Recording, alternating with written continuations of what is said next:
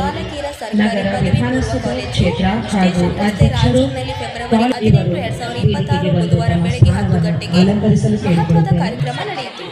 ಕಾಲೇಜಿನಲ್ಲಿ ನಿರ್ಮಾಣಗೊಂಡಿರುವ 10 ನೂತನ ತರಗತಿ ಕೊಠಡಗಳ ಉದ್ಘಾಟನೆ ನೆರವೇರಿಸಲಾಯಿತು. ಈ ಹೊಸ ಕಟ್ಟಡವು ವಿದ್ಯಾರ್ಥಿನಿಯರ ಕಾಲೇಜಿನ ಅಭಿವೃದ್ಧಿ ಸಮಿತಿ ಸಂತೋಷ ದುಃಖ ಪ್ರತಿ ಹಂತದಲ್ಲೂ ನಿರ್ಮಾಣಕ್ಕೆ ನೆರವಾಗಲಿದೆ ಎಂದು ಅಧಿಕಾರಿಗಳು ತಿಳಿಸಿದ್ದಾರೆ. ಈ ಸಂದರ್ಭದಲ್ಲಿ 2025-26ನೇ ಸಾಲಿನ ಕಾಲೇಜು ವಾರ್ಷಿಕೋತ್ಸವ ಕಾರ್ಯಕ್ರಮವು ಜರುಗಿತು. ವಿವಿಧ ಸಾಂಸ್ಕೃತಿಕ ಕಾರ್ಯಕ್ರಮಗಳು ಹಾಗೂ ವಿದ್ಯಾರ್ಥಿನಿಯರ ಪ್ರತಿಭಾ ಪ್ರದರ್ಶನ ಕಾರ್ಯಕ್ರಮಗಳು ನಡೆದವು.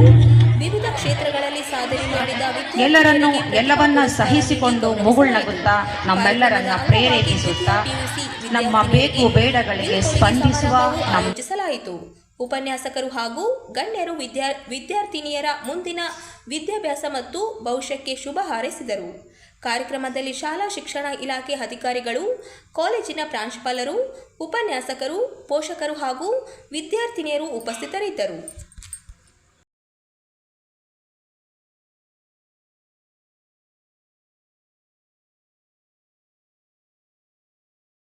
ಜೋರಾದ ಚಪ್ಪಾಳೆ.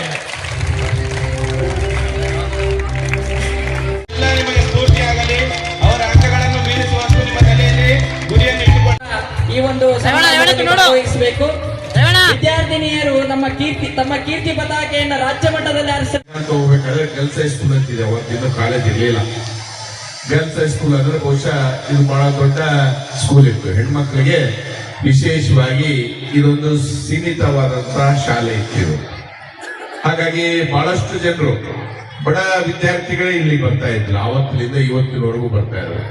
ಮತ್ತು ಬಹಳಷ್ಟು ಉನ್ನತ ಅಧಿಕಾರಿಗಳಾಗಿ ಈ ಶಾಲೆಯ ವಿದ್ಯಾರ್ಥಿಗಳು ವಿವಿಧ ಕರ್ನಾಟಕದ ವಿವಿಧ ಭಾಗಗಳಲ್ಲಿ ಸೇವೆ ಸಲ್ಲಿಸ್ತಾ ಇದ್ದಾರೆ. ಹಾಗಾಗಿ ನಾನು MLA ಆದ್ಮೇಲೆ ಫಸ್ಟ್ ವಿಸಿಟ್ ಇದೇ ಸ್ಕೂಲಿಗೆ ಕೊಟ್ಟಿದ್ವಿ. ಕಾಲೇಜಿಗೆ ಅವತ್ತು ಕಾಲೇಜಿನಾಗಿತ್ತು, ಇದೇ ಸ್ಕೂಲಿಗೆ ಕೊಟ್ಟಿದ್ವಿ. ಅವತ್ತು ನೋಡ್ತೇವೆ ಅಲ್ಲೊಂದು ರೋ ಇತ್ತು, ಇದು ಬಿದ್ದೋಗಿತ್ತು, ಅದ್ರ ಹಿಂದೆ ಒಂದು ರೋ ಇತ್ತು, ಅದು ಬಿದ್ದೋಗಿತ್ತು, ಇವೆಲ್ಲವೂ ಬಿದ್ದೋಗಿತ್ತು. ಇದು ನೋಡಿದೆ ನಾನು ಇಷ್ಟೊಂದು ವಿದ್ಯಾರ್ಥಿಗಳು. ಆವಾಗಲೇ ಬಹುಶಃ ಸ್ಕೂಲಿಗೆ 600-800 ವಿದ್ಯಾರ್ಥಿಗಳಿದ್ರು, ಕಾಲೇಜಿಗೆ 1200 ವಿದ್ಯಾರ್ಥಿಗಳು. ಇಷ್ಟೆಲ್ಲ ಇದ್ದಾಗಿನೂ ಇದಕ್ಕೆ ಎಷ್ಟು ದುಡ್ಡು ತರಬೇಕಪ್ಪ ಅಂತ ನನಗೆ ಆಲೋಚನೆ ಆಗಿತ್ತು. ಆದ್ರೂ ಹಂತವಾಗಿ ಇವತ್ತು ಬಹುಶಃ ಇಲ್ಲಿ ಯಾವ್ದು ಹಳೆ ಬಿಲ್ಡಿಂಗ್ ಇಲ್ಲ ಅನ್ಸುತ್ತೆ. ಎಲ್ಲ ಹೊಸ ಬಿಲ್ಡಿಂಗ್ ಆಗಿ ಇವತ್ತೊಂದು ಸುಸಜ್ಜಿತವಾದಂತ ಕಟ್ಟಡ ಈ ಒಂದು ಪ್ರಾಂಗಣದಲ್ಲಿ ನಿರ್ಮಾಣ ಆಗಿದೆ ಅಂದ್ರೆ ನಿಜವಾಗ್ಲೂ ನನಗೂ ಆಶ್ಚರ್ಯ ಆಗ್ತದೆ. ನಾನು ಇಷ್ಟೊಂದು ಹೊಸ ಕಟ್ಟಡಗಳು ಬಂದಾವಂತ ಅನ್ಕೊಂಡಿರ್ಲಿಲ್ಲ. ಇದು ನಮ್ಮ ಎಲ್ಲರ ಉದ್ದೇಶ ಒಂದೇ. ಸರ್ಕಾರ ಆಗಿರ್ಬೋದು, ಜನಪ್ರತಿನಿಧಿ ಆಗಿರ್ಬೋದು, ಯಾವುದೇ ಆಡಳಿತ ಸದಸ್ಯರಾಗಿರ್ಬೋದು, ಏನೇ ಆದವರಿಗೂ ಸರ್ಕಾರದ ಸೌಲಭ್ಯಗಳು ಬಡ ಕುಟುಂಬಗಳಿಗೆ, ಬಡ ವಿದ್ಯಾರ್ಥಿಗಳಿಗೆ ಮುಟ್ಟಿದಾಗ ಮಾತ್ರ ಸರ್ಕಾರಗಳು ಜೀವಂತ ಇದ್ದಂಗ, ಇಲ್ಲ ಅಂದ್ರೆ ಸರ್ಕಾರ ಸತ್ತಂಗ ಅಂತ ಹೇಳಿ ನಾನು ಭಾವಿಸ್ತೀನಿ. ಯಾವತ್ತು ಸಾಹೇಬ್ರ ಒಂದು ಉಪಾಶ್ರದಿಂದ ನಿಜವಾಗಿ ಹೇಳ್ಬೇಕಂದ್ರೆ ಒಟ್ಟಾರೆ 34 ಕ್ಲಾಸ್ ರೂಮ್ಗಳನ್ನು ಕೊಟ್ಟಂತ ಇತಿಹಾಸ, ಏಕೈಕ ಕಾಲೇಜು ಕೊಟ್ಟಂತ ಇತಿಹಾಸ ನಮ್ಮ ಡಾಕ್ಟರ್ ಶಿವರಾಜ್ ಪಟೇಲ್ ಆಗುತ್ತೆ. ಯಾಕಂದ್ರೆ ಈ ಒಂದು ಹಳೆ ಇನ್ಫ್ರಾಸ್ಟ್ರಕ್ಚರ್ ಯಾವ ರೀತಿ ಇತ್ತು ಅನ್ನೋದಕ್ಕೆ ಇಲ್ಲಿದ್ದಂತಹ ಕೆಲವು ಪ್ರಿನ್ಸಿಪಾಲ್ಗಳು ರಿಟೈರ್ಡ್ ಆಗಿದ್ರು, ಅವ್ರಿಗೂ ಚೆನ್ನಾಗಿ ಗೊತ್ತು. ಅದ್ರ ಜೊತೆಯಲ್ಲಿ ಬಂದಂತ ಎಲ್ಲ ಸ್ಟಾಫ್ ಹೋಗ್ತಾ ಇರ್ತಾರೆ, ಬರ್ತಾ ಇರ್ತಾರೆ ಲೆಕ್ಚರರ್ಸ್. ಆದ್ರೆ ಈ ಒಂದು ಐತಿಹಾಸಿಕವಾದಂತ ಒಂದು girls college, specially PU girls college Raichur, ಇದಕ್ಕೆ 34 ಕೊಠಡಿಗಳು ಕೊಟ್ಟಂತ ಚರಿತ್ರೆ, ಆ ಒಂದು ಚರಿತ್ರೆ ಬರೆದಂತ ಇತಿಹಾಸ ನಮ್ಮ ಡಾಕ್ಟರ್ ಶಿವರಾಜ್ ಪಟೇಲ್. ಯಾಕಂದ್ರೆ ನಾನು ಎಷ್ಟು ಪೀಡಿಸ್ತಾ ಇದ್ದಲ್ಲ ಅದು ಗೊತ್ತೇ ಇದೆ ಅಣ್ಣವ್ರಿಗೆ. ನಾವು ಬಂದಾಗೆಲ್ಲ ಅದಣ್ಣ ಇದಣ್ಣ ಅಂತ ಹೇಳ್ದಂಗೆಲ್ಲ ವರ್ಷ 4 ಅವ್ರ ಟೆನ್ಯೂರ್ 12 ವರ್ಷದ ಟೆನ್ಯೂರಲ್ಲಿ 5 ಹೊರತುಪಡಿಸಿ 13 ಕ್ಲಾಸ್ ರೂಮ್ ಹೈಸ್ಕೂಲ್ಗೂ ಬಂದಿದೆ. ಅದ್ರ ಜೊತೆಯಲ್ಲೇ 2 ಶೌಚಾಲಯಗಳಿದೆ. ಅದಕ್ಕೂ ಮುಂಚೆ ಪಾಪ್ರೆಡ್ಡಿ ಅವರು 5 ಕ್ಲಾಸ್ ರೂಮ್ ಕೊಟ್ಟಿದ್ರು. ಅದ್ರ ಜೊತೆಯಲ್ಲೇ ಹಿಂದೆ ಇದ್ದಂಥ ಬಿಲ್ಡಿಂಗ್ 5 ಕ್ಲಾಸ್ ಸೈದ್ ಯಾಶಿನವ್ರು ಕೊಟ್ಟಿದ್ರು. ಅದಾದ ನಂತರ ನಮ್ಮದೇ ಆದಂಥ ವೈಯಕ್ತಿಕ ನಮ್ಮ ಒಂದು ಕಾಲೇಜಿಗೆ ಪ್ರತ್ಯೇಕವಾಗಿ ಒಂದು ಲ್ಯಾಬೊರೇಟರಿ ಆಗಿರ್ಬೋದು, ಲೈಬ್ರರಿ ಆಗಿರ್ಬೋದು, ಸುಸಜ್ಜಿತವಾದಂಥ ಲೈಬ್ರರಿ ಇದೆ, ಲ್ಯಾಬೊರೇಟರಿ ಇದೆ. ಅದ್ರ ಜೊತೆಯಲ್ಲಿ ಕೆಮಿಸ್ಟ್ರಿ, ಬಯಾಲಜಿ, ಫಿಸಿಕ್ಸ್ ಅವ್ರ ಲ್ಯಾಬೊರೇಟರಿ ಎಲ್ಲ ಇಕ್ವಿಪ್ಮೆಂಟ್ಸನ್ನು ತರೋದಕ್ಕೆ ನಮ್ಮ ಕಾರಣಭೂತರಾದಂಥ ನಮ್ಮ ಡಾಕ್ಟರ್ ಶಿವರಾಜ್ ಪಟೇಲ್.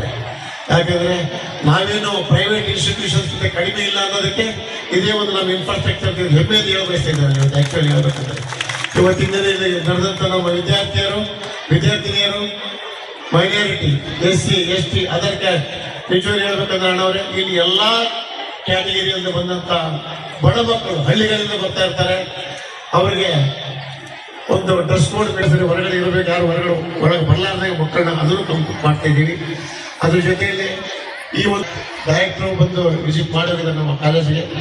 ಡೈರೆಕ್ಟರ್ ಬಂದ ನಂತರ ನೋಡಿ ಇನ್ಫ್ರಾಸ್ಟ್ರಕ್ಚರ್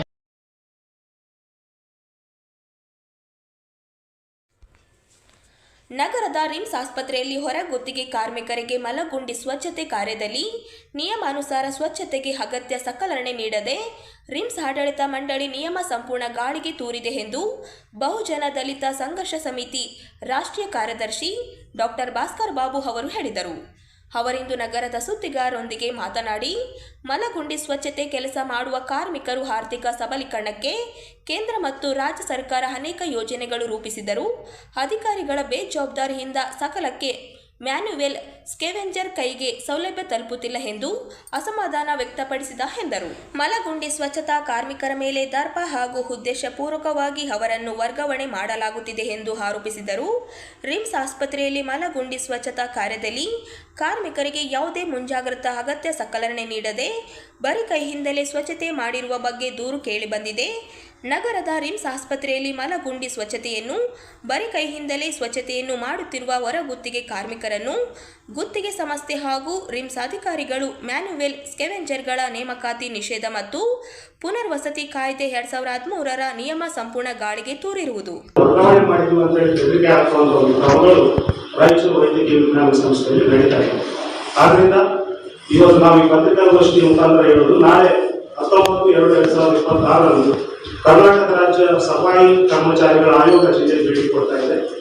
ಭೇಟಿ ಕೊಡ್ತಾ ಇರುವಂತ ಆಯೋಗಕ್ಕೆ ಒಂದು ಎಚ್ಚರಿಕೆ ಕೊಡುವಂತ ನಿಟ್ಟಿನಲ್ಲಿ ಅವರ ಜವಾಬ್ದಾರಿಗಳನ್ನ ನಿರ್ವಹಿಸಿ ಹೋಗಬೇಕು ಅನ್ನುವಂತ ನಿಟ್ಟಿನಲ್ಲಿ ಇವತ್ತಿನ ಪತ್ರಿಕಾಗೋಷ್ಠಿಯನ್ನು ನಾವು ಕರೆದಿದ್ದೇವೆ. ಇವತ್ತು ಈ ಪತ್ರಿಕಾಗೋಷ್ಠಿಯನ್ನ ಸಂಪೂರ್ಣ ಸಾರಾಂಶವನ್ನ ನಮ್ಮ ಸಮಾಜದ ರಾಷ್ಟ್ರ ನಾಯಕರಾದಂಥ ಭಾಸ್ಕರ್ ಬಾಬು ಅವರು, ರಾಷ್ಟ್ರೀಯ ಕಾರ್ಯದರ್ಶಿಗಳು ಮೈಸೂರು ಕಾಂಗ್ರೆಸ್ ಅವರು ನಡೆಸಿಕೊಡ್ತಾರೆ ಅಂತ ಹೇಳ್ತಾ, Karnataka government of India service ಎಲ್ಲ ಮಾಡ್ತಾ ಇದೆ. ಬಟ್ 2013 ಆಕ್ಟ್ ಪ್ರಕಾರ ಇವರು ಕ್ರಮ ಕೈಗೊಳ್ಳಬೇಕಾಗಿತ್ತು ಸಂಬಂಧಿಸಿದ ಇಲಾಖೆ ಅಧಿಕಾರಿಗಳು. ಆದರೂ ಇವತ್ತುವರೆಗೂ ಯಾವುದೇ ಒಂದು ಕ್ರಮವನ್ನು ತಗೊಳ್ಳೋದಿದ್ದ ಒಂದು ವಿಷಯ ನೋಡಿದ್ರೆ ಬಹಳ ವಿಷದ ಅನಿಸ್ತದೆ. ಈಗ ಸುಪ್ರೀಂ ಕೋರ್ಟ್ ಆದೇಶದ ನಿರ್ಲಕ್ಷ್ಯ, ಆ ನಂತರ ನಮ್ಮ CO ಸಾಹೇಬರು ನೀಡಿರ್ತಕ್ಕಂಥ ಒಂದು ನಿರ್ದೇಶ ಕೂಡ ಗಾಳಿ ಹೋಗ್ತಾ ಇದೆ, ಗಾಳಿ ತೂರುತ್ತಾ ಇದ್ದಾರೆ ಅಧಿಕಾರಿಗಳು. ನಮಗೆ ಏನಂತಂದ್ರೆ ಈಗಾಗಲೇ ಆ ಬಡ ಕಾರ್ಮಿಕರು ನಿಸ್ಸಹಾಯಕರು ಮ್ಯಾನ್ಯುವಲ್ ಸ್ಕ್ಯಾನಿಂಗ್ ಅಂದ್ರೆ ಪಿಟ್ಟಿಯಾಗಿ ಕೆಲಸ ಮಾಡ್ತಕ್ಕಂಥ ಒಂದು ದೃಶ್ಯ ಏನಿದೆ, ನಮ್ಮ ಮಿತ್ರ ಬಾಂಧವರು ಈಗಾಗಲೇ ಮಾಧ್ಯಮ ಮುಖಾಂತರ, ಪತ್ರಿಕೆ ಮಾಧ್ಯಮ ಮುಖಾಂತರ, ದೃಶ್ಯ ಮಾಧ್ಯಮ ಮುಖಾಂತರ, ಮನವಿ ಪತ್ರದ ಮುಖಾಂತರ ಈಗಾಗಲೇ ಎಲ್ಲರಲ್ಲಿ ವಿನಂತಿ ಮಾಡ್ಕೊಂಡಿದ್ದಾರೆ, ಇವ್ರಿಗೆ ನ್ಯಾಯ ಕೊಡಬೇಕು ಅಂತ ಹೇಳಿ. ಬಟ್ ಇವತ್ತುವರೆಗೂ ನ್ಯಾಯ ಕೊಡೋದು ಬಿಟ್ಟು ಅವರು ಇಮಿಡಿಯೇಟ್ಲಿ ಎತ್ತರಿಕೆ ಮಾಡ್ತಾ ಇದ್ದಾರೆ ಸಂಬಂಧಿಸಿದ ಇಲಾಖೆ ಅಧಿಕಾರಿಗಳು. ಬಹಳ ದುಃಖ ಅನಿಸ್ತದ. ಮೊದಲೇ ಅವರು ಅಮಾಯಕರು, ಅವಿದ್ಯಾವಂತರು, ಒಟ್ಟಿಗೆ ಒಂದು ಇದ್ರಿಲ್ಲ ಅಂತವರು ಮತ್ತೆ ಎತ್ತರಿಗೆ ಯಾವುದೋ ಒಂದು ಜಿಲ್ಲೆಗೆ ವರ್ಗಾವಣೆ ಮಾಡ್ತಾ ಇದ್ದಾರೆ ಅಂತಂದ್ರೆ ಎಷ್ಟು ವಿಷಾದನೀಯ ಅನಿಸ್ತಾ ಅಂತಂದ್ರೆ, ಅದು ಸುಪ್ರೀಂ ಕೋರ್ಟ್ ಆಕ್ಟ್ ಏನಿದೆ 2013 ಆಕ್ಟ್ ಪ್ರಕಾರ ಇವರು ಇಮಿಡಿಯೇಟ್ಲಿ ಆಕ್ಷನ್ ತಗೊಳ್ಳೇಬೇಕು. ನಾವು ಗೊತ್ತಾಯ ಸಂಬಂಧಿಸಿದ ಯಾರೇ ಯಾವುದೇ ಇಲಾಖೆಯ ಅಧಿಕಾರಿಗಳಿರ್ಬೋದು, ಪ್ರೈವೇಟ್ ಸಂಸ್ಥೆ ಇರ್ಬೋದು, ಅವ್ರ ಮೇಲೆ ಒಂದು ಆಕ್ಷನ್ ತಗೊಂಡು ಅವರ ಒಂದು ಕಾಂಟ್ರಾಕ್ಟ್ ಏನಿದೆ ಕಪ್ಪು ಪಟ್ಟಿ ಸೇರಿಸಬೇಕು. ಇಮಿಡಿಯೇಟ್ಲಿ ಅದು ನಾನ್ ಬೇಲೆಬಲ್ ಇದೆ, ಅದನ್ನ ಕಾರ್ಯಕ್ರಮದಲ್ಲಿ ತಂದ್ರೆ ಮಾತ್ರ ಈ ಮ್ಯಾನ್ಯುವಲ್ ಸ್ಕ್ಯಾನರ್ಗಳಿಗೆ, ಸಫಾಯಿ ಕರ್ಮಚಾರಿಗಳಿಗೆ ಒಂದು ನ್ಯಾಯ ಸಿಗ್ತದೆ ಅಂತೇಳಿ ವೇದಿಕೆ ಮುಖಾಂತರ ತಮ್ಮಲ್ಲಿ ನಿಜವಾಗ್ಲೂ ಹೇಳಬೇಕಾದ್ರೆ ನನಗೆ ಒಂದು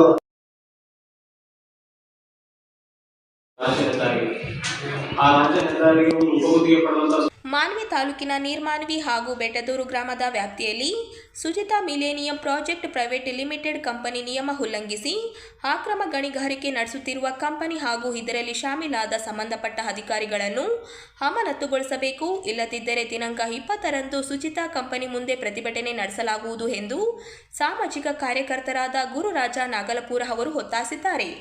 ಅವರಿಂದು ನಗರದ ಸುದ್ದಿಗಾರರೊಂದಿಗೆ ಮಾತನಾಡಿ, ಗಾಳಿಗೆ ತೂರಿ ಬೃಹತ್ ಗಣಿ ಹಗರಣದಲ್ಲಿ ಭಾಗಿಯಾಗಿದೆ. ಕಲಮಲ ಜಂಕ್ಷನ್ನಿಂದ ಸಿಂಧನೂರುವರೆಗಿನ 78 ಕಿಲೋಮೀಟರ್ SH23 ರಾಜ್ಯ ಹೆದ್ದಾರಿ ಕಾಮಗಾರಿಯ ಉಪಗುತ್ತಿಗೆ ಪಡೆದ ಈ ಕಂಪನಿಯು ರಸ್ತೆ ನಿರ್ಮಾಣದ ನೆಪದಲ್ಲಿ ಸಾವಿರಾರು ಟನ್ ಅಧಿಕ ಕಲ್ಲನ್ನು ಅಕ್ರಮವಾಗಿ ಲೂಟಿ ಮಾಡಿದೆ. ಬಳ್ಳಾರಿ ಗಣಿ ಇಲಾಖೆಯ ವತಿಯಿಂದ ನಡೆಸಲಾದ ಜಂಟಿ ಸ್ಥಳ ಪರಿಶೀಲನೆ ಮತ್ತು ಅತ್ಯಾಧುನಿಕ ಡ್ರೋನ್ ಸರ್ವೆ ವರದಿಯಲ್ಲಿ ಕಂಪನಿಯು ಅನುಮತಿ ಪಡೆದ ಪ್ರಮಾಣಕ್ಕಿಂತ ಹೆಚ್ಚಿನ ಗಣಿಗಾರಿಕೆ ಮಾಡಿರುವುದು ಸಾಬೀತಾಗಿದೆ ಎಂದು ಆರೋಪಿಸಿದರು. ಅವಾಗ ಅವರು ಜಿಲ್ಲಾಧಿಕಾರಿಗಳಿಗೆ ಆ ಕಂಪನಿಯವರು ನಾವು ತಪ್ಪು ಮಾಡಿಲ್ಲ ಅಂತ ಹೋಗ್ತಾರೆ. ಜಿಲ್ಲಾಧಿಕಾರಿಗಳು ಎಸಿ ಅವರ ಜೊತೆ ಒಂದು ತಂಡ ರಚನೆ ಮಾಡ್ತಾರೆ. ಎಸಿ ಅವರು ಎರಡನ್ನೂ ಹಂಚಿದ್ದಾರೆ. ಸೆಕ್ರೆಟರಿ ಇದೆ ಸರ್. ಅವ್ರು ಏನ್ ಮಾಡ್ತಾರೆ, ಎಸಿ ಅವರು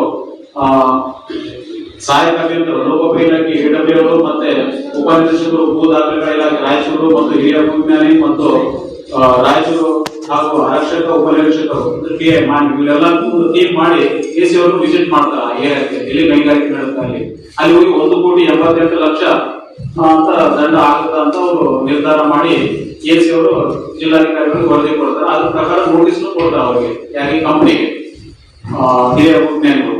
ಕೊಟ್ಟ ನಂತರ ಏನಂತಂದ್ರೆ ಇವತ್ತುವರೆಗೂ ಆ ಒಂದು ದಂಡವನ್ನ ಪಾವತಿ ಮಾಡಿಕೊಳ್ಳಲು ಇವರೊಂದು ಇದು ಮಾಡ್ತಾ ಇದ್ದಾರೆ. ಯಾರು ನಮ್ಮ ಹಿರಿಯ ವಿಜ್ಞಾನಿಗಳು ಇವತ್ತಿಗೂ ಅವ್ರ ದಂಡವನ್ನ ಪಾವತಿ ಮಾಡಿಕೊಳ್ಳೋದು 10 ತಿಂಗಳ ಇವತ್ತಿಗೂ ಪಾವತಿ ಮಾಡಿಕೊಂಡಿಲ್ಲ.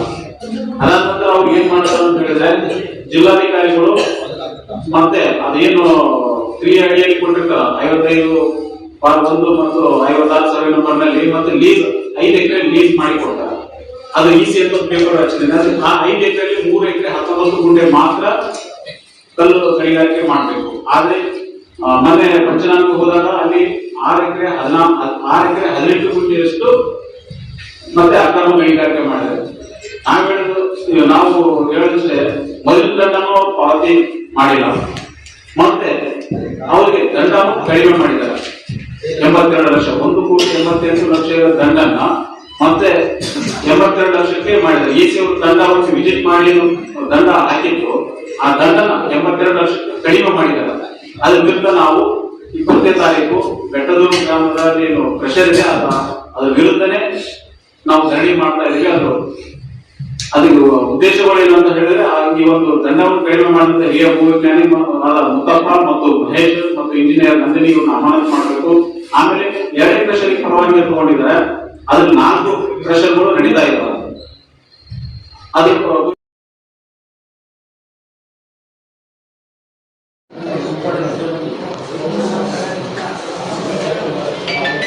ಜಿಲ್ಲಾ ಆಡಳಿತ ಹಾಗೂ ಕನ್ನಡ ಸಂಸ್ಕೃತಿ ಇಲಾಖೆ ಸಹಯೋಗದಲ್ಲಿ ದಿನಾಂಕ 20ರಂದು ತ್ರಿಪದಿ ಕವಿ ಸರ್ವಜ್ಞ ಜಯಂತಿ ನಗರದ ರಂಗಮಂದಿರದಲ್ಲಿ ಆಚರಿಸಲಾಗುವುದು ಎಂದು ಜಿಲ್ಲಾ ಕುಂಬಾರ ಸಮಾಜದ ಗೌರವ ಅಧ್ಯಕ್ಷ ವೈ ಸುರೇಂದ್ರ ಬಾಬು ಅವರು ಹೇಳಿದರು. ಅವರಿಂದು ನಗರದ ಸುದ್ದಿಗಾರರೊಂದಿಗೆ ಮಾತನಾಡಿ, ಪ್ರತಿ ವರ್ಷ ಮಾದರಿಯಲ್ಲಿ ಈ ವರ್ಷ ಕೂಡ ತ್ರಿಪದಿ ಕವಿ ಸರ್ವಜ್ಞ ಅವರ ಜಯಂತಿಯನ್ನು ಅತ್ಯಂತ ವಿಜೃಂಭಣೆಯಿಂದ ಆಚರಿಸಲಾಗುವುದು ಎಂದರು. ಜಯಂತಿ ದಿನದಂದು ಡಾಕ್ಟರ್ BR ಅಂಬೇಡ್ಕರ್ ವೃತ್ತದಲ್ಲಿ ತ್ರಿಪದಿ ಕವಿ ಸರ್ವಜ್ಞ ಅವರ ಭಾವಚಿತ್ರಕ್ಕೆ ಪುಷ್ಪ ನಮನ ಸಲ್ಲಿಸಿ ನಂತರ ರಂಗಮಂದಿರದವರೆಗೆ ಮೆರವಣಿಗೆ ನಡೆಯಲಿದೆ ಎಂದರು. ನಮ್ಮ ರಾಯಚೂರು ಜಿಲ್ಲೆಯ ಉಸ್ತುವಾರಿ ಸಚಿವರು ಶ್ರೀ ಷಟ್ಪ್ರಕಾಶ್ ಪಾಟೀಲ್ ಅವರು, ಸನ್ಮಾನ್ಯ ಸಚಿವರಾಗಿದ್ದಂತ ಶ್ರೀ NS ಬೋಸಾ ಸಾಹೇಬರು ಮತ್ತು ನಮ್ಮ ವಸಂತಗೌಡ ಕತ್ತಲ್ ಅವರು, ವಸಂತ್ ಕುಮಾರ್ ಅವರು, ಮಾದರಿ ಹಂಪನಗೌಡರು, ನಮ್ಮ ಎಲ್ಲ ಶಾಸಕರು ಮಾಹಿತಿಗಳು ಹೋಗಿದ್ದಾರೆ. ಅದು ಏನಪ್ಪಾ ಅಂದ್ರೆ, ಸರ್ಕಾರದಲ್ಲಿ ಇರ್ತಕ್ಕಂಥ ಏನೋ ನೀನೆಲ್ಲರೂ ಪಾಯಿಂಟ್ ಹೋಗಿದ್ದಾರೆ. ಇವತ್ತು ಹಾಸ್ಟೆಲ್ ಇದ್ದಾರೆ ಅವರೆಲ್ಲ, ಅವರೆಲ್ಲ ದೇವರು ಒಳ್ಳೆ ಮಾಡ್ಲಿ. ಸರ್ವಜ್ಞ ಜಯಂತಿಗೆ ನಮ್ಮ ಜಿಲ್ಲೆಯ ಆಡಳಿತ ವರ್ಗದವರಾಗಿರ್ತಕ್ಕಂಥ ಜಿಲ್ಲಾ ಪಂಚಾಯತಿಯವರು, ನಗರಸಭೆ, ಮಹಾನಗರ ಪಾಲಿಕೆಯವರು ಮತ್ತು ನಮ್ಮ ಮಾನ್ಯ ಜಿಲ್ಲಾಧಿಕಾರಿಗಳು ಅವರ ನೇತೃತ್ವದಲ್ಲಿ ಎಲ್ಲ ಇಲಾಖೆ ಅಧಿಕಾರಿಗಳು ಈ ಒಂದು ಕಾರ್ಯಕ್ರಮಕ್ಕೆ ಆಗಮಿಸಿದ್ದಾರೆ. ಜೊತೆಗೆ ನಮ್ಮ ಸಮಾಜದ ಎಲ್ಲ ಮುಖಂಡರು, ಎಲ್ಲ ಪದಾಧಿಕಾರಿಗಳು ಮತ್ತು ಈ ಪಕ್ಕದ ಎಲ್ಲ ಹಳ್ಳಿಯ ಜನರು ನಮ್ಮ ನಾಳೆಯ ಕಾರ್ಯಕ್ರಮಕ್ಕೆ ಆಗಮಿಸಿದ್ದಾರೆ. ಈ ಸ್ವಂತ ಸರ್ವಜ್ಞರು ಪ್ರತಿಯೊಬ್ಬರ ಜೀವನದಲ್ಲಿ ಏನೇನ್ ಆಗ್ಬೇಕಾಗಿದೆ, ಏನೇನ್ ಮಾಡಬೇಕಾಗಿದೆ, 12ನೇ ಶತಮಾನದಲ್ಲಿ ಬಸವಣ್ಣ ನಂತರ ಮುಂದೆ ಬಂದಿರತಕ್ಕಂಥ 14ನೇ ಶತಮಾನದಲ್ಲಿ ಸಂತ ಕವಿ ಸರ್ವಜ್ಞರು ಇವರು ಸಮಾಜದಲ್ಲಿರ್ತಕ್ಕಂಥ ಅನೇಕ ಅನುಕೂಲಗಳನ್ನು ತಿದ್ದಿ ಜನರಿಗೆ ಒಂದು ಒಳ್ಳೆಯ ಕಾರ್ಯಕ್ರಮಗಳನ್ನ ಹಮ್ಮಿಕೊಳ್ಬೇಕು. ಜನರಿಗೆ ಯಾವುದೇ ಮಾತು ಮಾಡಿದ್ರೆ ಕಷ್ಟ ಕಾರ್ಯಗಳು ಬರಬಾರದು ಮತ್ತು ಎಲ್ಲರೂ ಸುಖವಾಗಿ ಮಾಡಬೇಕನ್ನೋ ಸಂದೇಶವನ್ನು ಸರ್ವಜ್ಞರು ಇದು ಮಾಡಿದ್ದಾರೆ, ಜನರಿಗೆ ತಿಳಿಸಿದ್ದಾರೆ. ಜೊತೆಗೆ ಈಗ ಸುಮಾರು ಏನಪ್ಪಾ ಅಂದ್ರೆ ಇವರು ವಚನಗಳನ್ನು ಬರೆದಿದ್ದಾರೆ. ಅವು ಏನಪ್ಪಾ ನಮ್ಮ ಕರ್ನಾಟಕ ರಾಜ್ಯಕ್ಕೆ ಒಂದು ಏನಪ್ಪ ಆಸ್ತಿಯಾಗಿವೆ. ಜೊತೆಗೆ ಇವರು ಏನಪ್ಪಾ ಅಂತ ಬಂದ್ರೆ ಬಹಳಷ್ಟು ಕಾರ್ಯಗಳನ್ನು ಮಾಡಿಕೊಂಡು ಮನೆಯನ್ನು ಬಿಟ್ಟು ಪ್ರತಿಯೊಂದು ಗ್ರಾಮಕ್ಕೆ ಅಲ್ಲಾಡಿ ಅಲ್ಲಿ ಜನರ ಸ್ಥಿತಿಗತಿಗಳನ್ನು ನೋಡಿ ಅವರಿಗೆ ಅನುಕೂಲಗಳನ್ನು ಏನು ತಪ್ಪು ಮಾಡ್ತಾರೆ ಜನರ ಬರವನ್ನು ತಿದ್ದಕ್ಕಂಥ ಒಂದು ವ್ಯವಸ್ಥೆಯನ್ನು ಮಾಡ್ತಕ್ಕಂಥ ಮಹಾನ್ ಕವಿ ಶ್ರೀ ಸರ್ವಜ್ಞರು. ಅವರ ಒಂದು ಈ ಒಂದು ಜಯಂತಿಯನ್ನು ನಾವು ಆಚರಣೆ ಮಾಡೋದು ತುಂಬಾ ಸಂತೋಷ. ಅದರಲ್ಲಿ ವಿಶೇಷವಾಗಿ ನಮ್ಮ ಉಪವಾಸ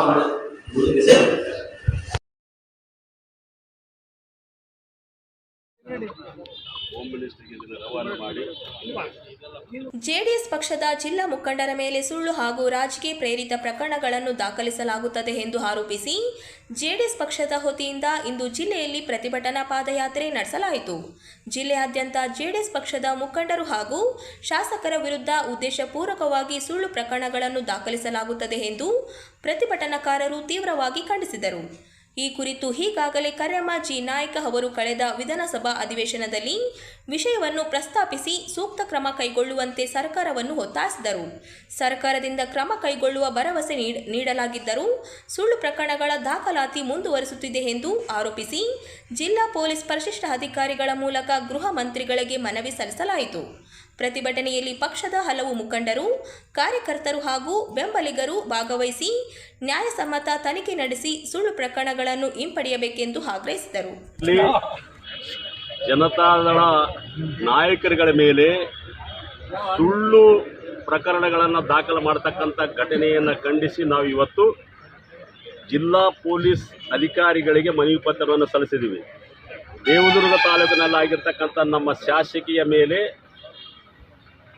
ಮರಳು ಮಾಫಿಯಾಗಾರರು ಮನೆಗೆ ನುಗ್ಗಿ ಗಲಾಟೆ ಮಾಡಿರ್ತಕ್ಕಂಥದ್ದು, ಮಾನ್ವಿ ತಾಲೂಕಿನ ಅಮರೇಶ್ವರ ಕ್ಯಾಂಪಿನ ಪ್ರಕಾಶನ ಮೇಲೆ ಹಲ್ಲೆ ಮಾಡಿರ್ತಕ್ಕಂಥ ಕಾಂಗ್ರೆಸ್ ಗುಂಡಗಳು, ರಾಯಚೂರಿನಲ್ಲಿ ಕಾಂಗ್ರೆಸ್ ಗುಂಡಗಳು ಕೆಲವೊಂದು ಸಂಘಟನೆಗಳನ್ನು ಬಳಸಿಕೊಂಡು, ಅಮಾಯಕರನ್ನು ಬಳಸಿಕೊಂಡು ನಮ್ಮ ಪಕ್ಷದ 3 ಸಲ ನಗರಸಭಾ ಸದಸ್ಯರಾಗಿರ್ತಕ್ಕಂಥ ತಿಮ್ಮಾರೆಡ್ಡಿಯ ಮೇಲೆ ಸುಳ್ಳು ಪ್ರಕರಣಗಳನ್ನು ದಾಖಲು ಮಾಡ್ತಕ್ಕಂಥದ್ದು ನಾವು ಈಗಾಗಲೇ SP ಅವರ ಗಮನಕ್ಕೆ ತಂದಿದ್ದೀವಿ. ಇಡೀ ಪೊಲೀಸ್ ವ್ಯವಸ್ಥೆಗೆ ಗೊತ್ತಿದೆ ಇವೆಲ್ಲ ಕೂಡ ಸುಳ್ಳು ಪ್ರಕರಣಗಳಂತೇಳಿ. ಆ ಕಾರಣಕ್ಕಾಗಿ ಕೂಡಲೇ ಈ ಎಲ್ಲ ಪ್ರಕರಣಗಳನ್ನು ತನಿಖೆ ಮಾಡಿ ರದ್ದುಪಡಿಸಬೇಕಂತಕ್ಕಂಥ ಒತ್ತಾಯವನ್ನು ನಾವು ಮಾಡಿದ್ದೀವಿ. ಈಗಾಗಲೇ ಜಿಲ್ಲಾ ಪೊಲೀಸ್ ಅಧಿಕಾರಿಗಳು ಇದಕ್ಕೆ ತಮ್ಮದೇ ಆದಂಥ ನಿಟ್ಟಿನಲ್ಲಿ ನಾವು ತನಿಖೆ ಮಾಡಿ ಸೂಕ್ತ ಕ್ರಮವನ್ನು ಕೈಗೊಳ್ತೀವಿ ಮತ್ತು ಅಟ್ರಾಸಿಟಿ ಕೇಸನ್ನು ಬಹಳ ಘನತೆ ಗೌರವ ಇರ್ತಕ್ಕಂಥ ಈ ಕೇಸನ್ನು ಮಹತ್ವವನ್ನು ಕಳಿತಕ್ಕಂಥ ಮತ್ತು ಅದನ್ನು ಸುಳ್ಳು ಪ್ರಕರಣಗಳಿಗೆ ದಾಖಲು ಮಾಡ್ತಕ್ಕಂಥ ದುಷ್ಟರ ವಿರುದ್ಧ ಕೂಡ ಕ್ರಮ ಜರುಗಿಸಬೇಕಂತಕ್ಕಂಥ ಒತ್ತಾಯ ಮಾಡಿದ್ದೀವಿ. ಎಲ್ಲ ಕೂಡ ತನಿಖೆ ಮಾಡಿ ಕ್ರಮ ಜರುಗಿಸ್ತೀವಿ ಅಂತಕ್ಕಂಥ ಮಾತಿದೆ ಹೇಳಿದ್ದಾರೆ. ಮುಂದಿನ ದಿನಗಳಲ್ಲಿ ಇದೇ ರೀತಿಯಲ್ಲಿ ನಮ್ಮ ಕಾರ್ಯಕರ್ತರ ಮೇಲೆ, ನಮ್ಮ ಮುಖಂಡರ ಮೇಲೆ ಸುಳ್ಳು ಪ್ರಕರಣಗಳ ದಾಖಲಾದರೆ ಜಿಲ್ಲಾದ್ಯಂತ ಹೋರಾಟವನ್ನು ಮಾಡ್ತೀವಂತ ಈ ಮೂಲಕ ನಾವು ಎಚ್ಚರಿಕೆಯನ್ನು ಕೊಡ್ತಾ ಇದ್ದೀವಿ.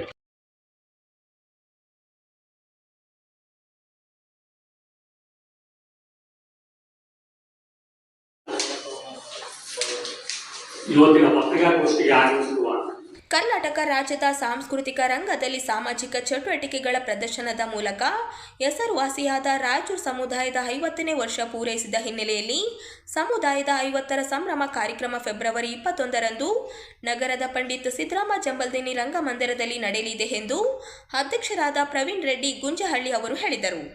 ಅವರಿಂದು ನಗರದ ಸುದ್ದಿಗಾರರೊಂದಿಗೆ ಮಾತನಾಡುತ್ತಾ ಸಮುದಾಯದ 50ರ ಸಂಭ್ರಮದ ಹಿನ್ನೆಲೆ ಮನುಷ್ಯತ್ವದೆಡೆ ಸಮುದಾಯ ಜಾಥಾ ಹಾಗೂ ವಿಚಾರ ಸಂಕಿರಣ ರಂಗಗೀತೆ ಸೇರಿ ವಿವಿಧ ನಾಟಕ ಪ್ರದರ್ಶನ ಆಯೋಜಿಸಲಾಗಿದೆ ಎಂದರು.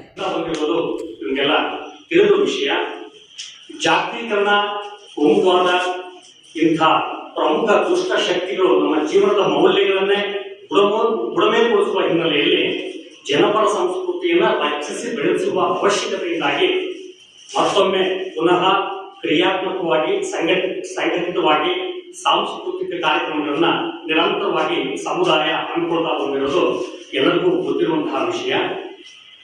1975ರ ತುರ್ತು ಪರಿಸ್ಥಿತಿಯ ಕರಾಳ ದಿನಗಳ ಆ ಸಂದರ್ಭದಲ್ಲಿ ಸರ್ವಾಧಿಕಾರದ ವಿರುದ್ಧ ಪ್ರಾರಂಭವಾದ ಸಮುದಾಯದ ಚಟುವಟಿಕೆಗಳು ಇವತ್ತಿನ ಅಘೋಷಿತ ತುರ್ತು ಪರಿಸ್ಥಿತಿಯ ಸಂದರ್ಭದಲ್ಲೂ ಕೂಡ ವ್ಯವಸ್ಥೆಯ ವಿರುದ್ಧ, ಶೋಷಣೆಯ ವಿರುದ್ಧ ತಮ್ಮ ಕಾರ್ಯಕ್ರಮಗಳನ್ನ ಹಮ್ಮಿಕೊಳ್ತಾ ಬಂದಿದೆ. ಕಲೆಗಾಗಿ ಕಲೆ ಅಲ್ಲ, ಕಲೆ ಅನ್ನೋದು ಕಲೆಗಾಗಿ ಅಲ್ಲ, ಬದುಕಿಗಾಗಿ, ಅಂದ್ರೆ ಜನರ ನೋವಿಗಾಗಿ ಮಿಡಿಯುವ ಕಲೆ ಅನ್ನೋದನ್ನ ಮುಖ್ಯ ಧ್ಯೇಯವಾಕ್ಯದೊಂದಿಗೆ ರಂಗಭೂಮಿಯನ್ನ ಪ್ರಮುಖ ಮಾಧ್ಯಮವನ್ನಾಗಿ ಬಳಸಿಕೊಂಡು ಸಮುದಾಯ ಅನೇಕ ಬೀದಿ ನಾಟಕ, ರಂಗಪ್ರಯೋಗ, ವಿಚಾರ ಸಂಕಲನ, ಚಿತ್ರಕಲಾ ಪ್ರದರ್ಶನ, ಮಕ್ಕಳ ಬೇಸಿಗೆ ತರಬೇತಿ ಶಿಬಿರ, ಸಂಗೀತ ಕಾರ್ಯಕ್ರಮ, ಕವಿಗೋಷ್ಠಿ ಈ ತರದ ಕಾರ್ಯಕ್ರಮಗಳನ್ನ ನಿರಂತರವಾಗಿ ಮಾಡ್ತಾ ಬಂದಿದೆ. ಹಾಗೆಯೇ 1978ರಲ್ಲಿ ಏನ್ ತುರ್ತು ಪರಿಸ್ಥಿತಿ ಇತ್ತಲ್ಲ ಅದರ ವಿರುದ್ಧ, ಸರ್ವಾಧಿಕಾರದ ವಿರುದ್ಧ ಅಂತೇಳಿ ಇಡೀ ಕರ್ನಾಟಕದಾದ್ಯಂತ ಒಂದು ಜಾಥಾವನ್ನ ಹಮ್ಮಿಕೊಳ್ಳುತ್ತದೆ. 1979ರಲ್ಲಿ ಹೊಸ ಮೌಲ್ಯಗಳತ್ತ, ಅಂದ್ರೆ ಜಡಗಟ್ಟಿರುವಂತಹ ಮೌಲ್ಯಗಳ ವಿರುದ್ಧ ಹೊಸ ಮೌಲ್ಯಗಳತ್ತ ಜಾಥಾ ಅನ್ನೋ ಒಂದು ಕಾರ್ಯಕ್ರಮವನ್ನು ಕೂಡ ಹಮ್ಮಿಕೊಳ್ಳುತ್ತದೆ. 1981ರಲ್ಲಿ ರೈತರು ತೀರಾ ಸಂಕಷ್ಟಕ್ಕೆ ಒಳಗಾಗ್ತಾ ಇದ್ರು, ಸಾಲದ ಕೂಪದಲ್ಲಿ ನಡೀತಾ ಇದ್ರು, ಆತ್ಮಹತ್ಯೆಗಳು ನಿರಂತರವಾಗಿ ನಡೀತಾ ಇದ್ವು. ಅಂತಹ ಸಂದರ್ಭದಲ್ಲಿ ರೈತರಿಗೆ ಸಾಂಸ್ಕೃತಿಕ ಜಾಥಾ ಅನ್ನುವುದನ್ನ ಬೀದರ್ನಿಂದ ಒಂದ್ ಕಡೆ ಶುರುವಾಗಿ, ಚಾಮರಾಜನಗರದಿಂದ ಶುರುವಾಗಿ ಕರ್ನಾಟಕದಾದ್ಯಂತ ಸಂಚಲನ ಸೃಷ್ಟಿ ಮಾಡಿರುವಂತಹ ಒಂದು ಜಾಥಾವನ್ನ 1981ರಲ್ಲಿ ಸಮುದಾಯ ಹಮ್ಮಿಕೊಂಡಿತ್ತು. 1985ರಲ್ಲಿ ಇಡೀ ದೇಶಾದ್ಯಂತ ಬರಗಾಲ ಇತ್ತು, ಜನ ತತ್ತರಿಸಿ ಹೋಗಿದ್ರು, ಸರ್ಕಾರಗಳು ಜಡಗಟ್ಟಿ ಹೋಗಿದ್ವು, ಬಡವರಿಗೆ ಮತ್ತು ರೈತರಿಗೆ, ಕಾರ್ಮಿಕರಿಗೆ ಸ್ಪಂದಿಸುವ ಕೆಲಸಗಳನ್ನ ಮಾಡ್ತಾ ಇರಲಿಲ್ಲ. ಅಂಥ ಸಂದರ್ಭದಲ್ಲಿ ಜನರನ್ನ ಹೆಚ್ಚಿಸುವಂತಹ ಕಾರ್ಯಕ್ರಮವನ್ನ 1985ರಲ್ಲಿ ಭೀಕರ ಬರದೆದುರು ದಶಕದ ಜಾಥಾ ಅನ್ನೋ ಒಂದು ಕಾರ್ಯಕ್ರಮ ಕೂಡ ಹಮ್ಮಿಕೊಂಡಿತ್ತು. ಮತ್ತೆ 1986ರಲ್ಲಿ ಅಣುಬಾಂಬುಗಳ ಪ್ರಯೋಗ ನಡೀತದೆ, ವಿಶ್ವದಲ್ಲಿ ಯುದ್ಧದ ಕರಾಳ ಛಾಯೆ ಮೂಡಿರುತ್ತದೆ. ಅಂತ ಸಂದರ್ಭದಲ್ಲಿ ವಿಶ್ವ ಶಾಂತಿಗಾಗಿ ಅಣು ಸಮರದ ವಿರುದ್ಧ ಶಾಂತಿ ಜಾಥಾ ಅಂತೇಳಿ ಒಂದು ಕಾರ್ಯಕ್ರಮವನ್ನ ಕರ್ನಾಟಕದಾದ್ಯಂತ ಸಮುದಾಯ ರೂಪಿಸಿರುವಂತಹ ಇತಿಹಾಸ ಇದೆ. ಇಂಥ ಕಾರ್ಯಕ್ರಮಗಳನ್ನ ಮಾಡೋದ್ರ ಮೂಲಕನೇ ಚಿತ್ರ ಸಮುದಾಯ ಅನ್ನುವ ಒಂದು ಸಂಘಟನೆಯನ್ನ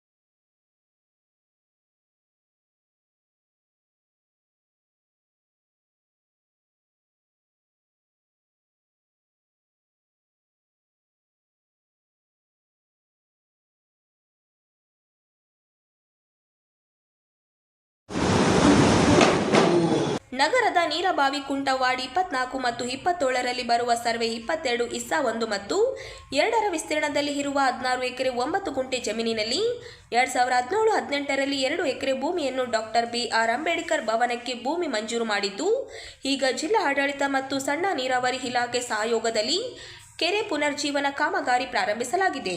ಕಾಮಗಾರಿ ಸ್ಥಗಿತಗೊಳಿಸಿ ಭೂಮಿ ಹಂಚಿಕೆ ಮಾಡದೇ ಇದ್ದಲ್ಲಿ ಕಾನೂನು ಮೊರೆ ಹೋಗುವ ಜೊತೆಗೆ ವಾರ್ಡಿನ ಜನರೊಂದಿಗೆ ಪ್ರತಿಭಟನೆ ನಡೆಸುವುದಾಗಿ ಚಲುವಾದಿ ಸಮಾಜ ಹೋರಾಟ ಸಮಿತಿ ಸಂಚಾಲಕ KE ಕುಮಾರ್ ಹೇಳಿದರು. ಅವರಿಂದು ಮಾಧ್ಯಮಗೋಷ್ಠಿ ಉದ್ದೇಶಿಸಿ ಮಾತನಾಡಿ 16 ಎಕರೆ 9 ಗುಂಟೆ ಜಮೀನಿನಲ್ಲಿ ಮಹಿಳಾ ಕಾಲೇಜು, ಗಾಂಧಿ ಭವನ, ST ಮೆಟ್ರಿಕ್ ಪೂರ್ವ ಬಾಲಕಿಯರ ವಸತಿ ನಿಲಯ, ಸ್ತ್ರೀ ಶಕ್ತಿ ಭವನ, ದಿನಾಂಕ 17/2/2018ರಲ್ಲಿ ಒಂದು ಸ್ಥಳ ಪರಿಶೀಲಿಸಿ ಸ್ವಚ್ಛತೆಗೊಳಿಸಿ ಸಾರ್ವಜನಿಕರ ಉಪಯೋಗಕ್ಕಾಗಿ ಅಂಬೇಡ್ಕರ್ ಭವನ ಇತರ ಉಪಯೋಗಕ್ಕಾಗಿ ಕೊಟೇಶನ್ ನಂಬರು 174 2017-18ರಲ್ಲಿ ಮುಖಾಂತರ ಕಾಯ್ದಿರಿಸುತ್ತಾರೆ. ಅದನ್ನು ಸಾರ್ವಜನಿಕರು ಕೂಡ ಸ್ವಾಗತಿಸುತ್ತಾರೆ. ಮುಂದುವರೆದ ಹೀಗೆ ಕೆರೆ ಅಭಿವೃದ್ಧಿ ಪಡಿಸುವ ಹೆಸರಿನಲ್ಲಿ ಸಣ್ಣ ನೀರಾವರಿ ಇಲಾಖೆ ಮತ್ತು ಜಿಲ್ಲಾಡಳಿತ ಸದರ ಜಾಗದಲ್ಲಿ ಅಂದಿನ ಜಿಲ್ಲಾಧಿಕಾರಿಗಳಾದ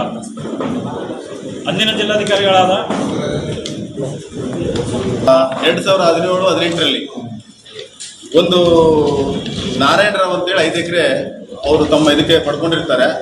ಆ ಸಮಯದಲ್ಲಿ ಏನಾಗುತ್ತೆ ಅಂದರೆ ಅವರು ಯಾವ ಉದ್ದೇಶಕ್ಕೆ ಪಡ್ಕೊಂಡಿದ್ರು ಅದನ್ನು ಅವರು ಡೆವಲಪ್ ಮಾಡಿರೋದಿಲ್ಲ. ಆ ಒಂದು ಕಾರಣಕ್ಕೆ ನಾವೇನು ಮಾಡ್ತೀವಿ, ನಮಗೆ ಅಂಬೇಡ್ಕರ್ ಒಂದು ಭವನ ಬೇಕು ಅಂತೇಳಿ ಅಂದಿನ ಜಿಲ್ಲಾಧಿಕಾರಿಗಳು ಸಲೀಂ ಅವರಿದ್ರು, ಅವ್ರ ಹತ್ರ ಸಲೀಂ ಅವರಿದ್ರು, ಅವ್ರಿಗೆ ನಾವು ಮನೆ ಕೊಟ್ಟಾಗ ಅದು ಹೋಗ್ತಾ ಇರಬೇಕಾದ್ರೆ ತದನಂತರ ಬಂದಂಥ ಗೌತಮ್ ಬಗದಿ ಅವರಿಗೆ ಮತ್ತೆ ನಾವು ಮನೆ ಮುಖಾಂತರ ಖಂಡಿತವಾಗಿ ಅಪ್ರೋಚ್ ಆದಾಗ ಅವ್ರು ಏನು ಮಾಡಿದ್ರು ಅಂದರೆ ಅಲ್ಲಿ ಒಂದು ಸ್ಥಳ ಪರಿಶೀಲಿಸಿ ಇದು ಮಾಡಿ ನಮಗೆ ಅಲ್ಲೇ ಕೊಡ್ತೀವಿ ಅಂತ ಒಂದು ನೀರ್ಬಾಯಿ ಕುಂಟದಲ್ಲಿ ಒಂದು ಮಾರ್ಕ್ ಮಾಡಿಕೊಂಡು ಕಂದಾಯ ಇಲಾಖೆಯವ್ರಿಗೆ ಕಳಿಸಿ ಸ್ಕೆಚ್ ಮಾಡಿಸಿ ನಮಗೆ 2 ಎಕರೆ ಭೂಮಿಯನ್ನು ಮಂಜೂರು ಮಾಡಿದ್ದು 2017 ಮತ್ತು 18ರಂದು. ಕೇವಲ ಅಂಬೇಡ್ಕರ್ ಭವನ ಅಷ್ಟೇ ಅಲ್ಲ, ಅಲ್ಲಿ ಉಳಿದಂತೆ ಗಾಂಧಿ ಭವನ ಕೂಡ ಅವತ್ತೇ ಮಂಜೂರಾಗಿದೆ. ಮಹಿಳಾ ಕಾಲೇಜ್ ಪದವಿ ಏನು ಕಾಲೇಜಿದೆ ಅವ್ರಿಗೂ ಇದಾಗಿದೆ. ತದನಂತರ ಪರಿಶಿಷ್ಟ ಪಂಗಡಗಳ ಕಲ್ಯಾಣ ಇಲಾಖೆಗೂ ಆಗಿದೆ. ಇದೇ ರೀತಿ 2 ಈಸಗಳಲ್ಲಿ ಒಂದು ಮಂಜೂರಾದಂಥ 16 ಎಕರೆ ಏನು 9 ಗುಂಟೆಯಲ್ಲಿ ಈ ರೀತಿ ಮಂಜೂರಾಗಿದೆ. ಒಂದು ಕೆರೆ ಡೆವಲಪ್ಮೆಂಟ್ ಮಾಡ್ತೀವಿ ಅಂತೇಳಿ ಸಣ್ಣ ನೀರಾವರಿ ಇಲಾಖೆ ಹಾಗೂ ಜಿಲ್ಲಾಧಿಕಾರಿಗಳು ಅವರು ಆ ಒಂದು ಕೆರೆಗೆ ಬಂದು ಅಲ್ಲಿ ಮಾಡ್ತೀವಿ ಅಂದಾಗ ನಮ್ಮ ಸಮಾಜದ ಮುಖಂಡರು ಮತ್ತು